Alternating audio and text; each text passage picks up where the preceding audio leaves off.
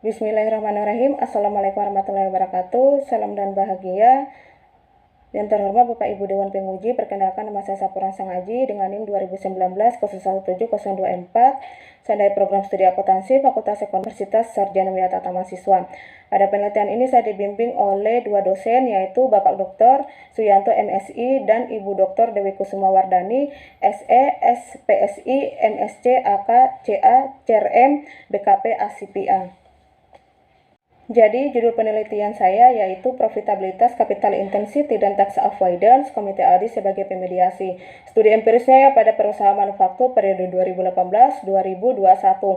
Penelitian saya dilatar belakangi adanya perusahaan menganggap pajak sebagai beban yang dapat mempengaruhi kelangsungan hidup perusahaan, sehingga suatu perusahaan menerapkan tax avoidance untuk meminimalisirkan beban pajak yang akan dibayarkan. Tax avoidance ini juga dapat memberikan dampak atau kerugian kepada pendapatan negara seperti yang terungkap oleh Tax Justice Network atau jaringan keadilan pajak yang mencatat penerimaan pajak tidak dapat dipungut akibat praktik tax avoidance di Indonesia diperkirakan mencapai 4,86 miliar US dollar per tahun, setara dengan 69,1 triliun rupiah. Tax Justice juga mencatat total penerimaan pajak di Indonesia yang hilang akibat tax avoidance terbesar keempat Asia setelah Cina, India, dan Jepang. Dan tindakan tax avoidance ini termotivasi oleh beberapa faktor. Yang pertama, profitabilitas, capital intensity, dan komite audit. Berikutnya yaitu landasan teori dan hipotesis. Bapak Ibu Dewan Penguji yang saya hormati, hipotesis dalam penelitian saya itu ada 7, dan saya gambarkan dalam bentuk kerangka berpikir seperti ini. Untuk garis putus-putus merupakan garis pemediasi yang menghubungkan antara variabel independen ke variabel dependen harus melalui komite audit, sedangkan yang tidak putus-putus itu menghubungkan antara variabel independen secara langsung ke variabel dependen.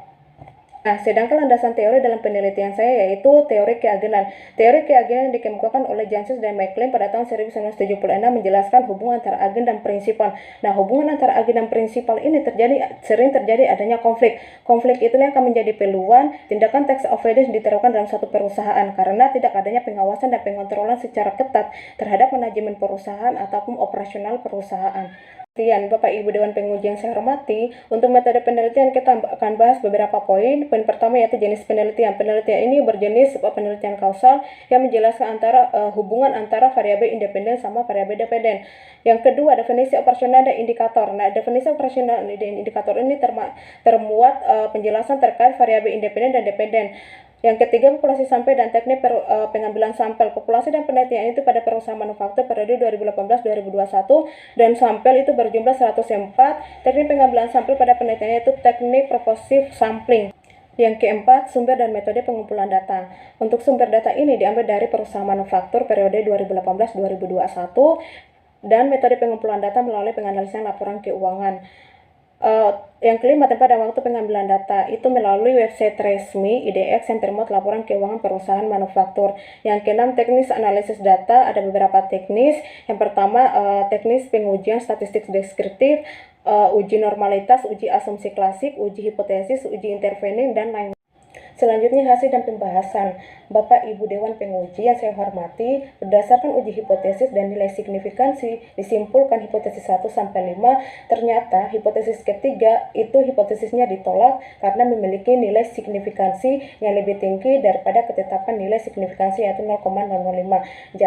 Sedangkan berdasarkan uji Sobel itu untuk menentukan hipotesis 6 dan 7, ternyata hipotesis ke-7 itu mengalami penolakan karena memiliki tes statistik itu lebih kecil daripada 1,79 dan p-value lebih besar dari 0,005. Nah, yang terakhir adalah penutup. Bapak Ibu Dewan yang saya hormati, pada kesimpulan untuk penelitian ini mengembangkan 7 hipotesis, 2 hipotesis ditolak dan 5 hipotesis itu diterima. Sedangkan pada saran diharapkan kepada penelitian selanjutnya untuk menambahkan tahun data yang lebih varian dan menggunakan variabel independen yang lain sebagai pemediasi untuk mengetahui pengaruh tidak langsung terhadap tax avoidance. Baiklah, cukup sekian dari hasil presentasi penelitian saya. Sebelum mengundur diri, saya ucapkan terima kasih kepada Ibu Bapak Dewan Penguji atas kesempatan untuk menyaksikan video saya. Apabila ada kurang dan lebihnya, saya pribadi mohon maaf. Saya akhiri dengan mengucapkan wabillahi wa taufiq hidayah. Wassalamualaikum warahmatullahi wabarakatuh. Salam dan bahagia.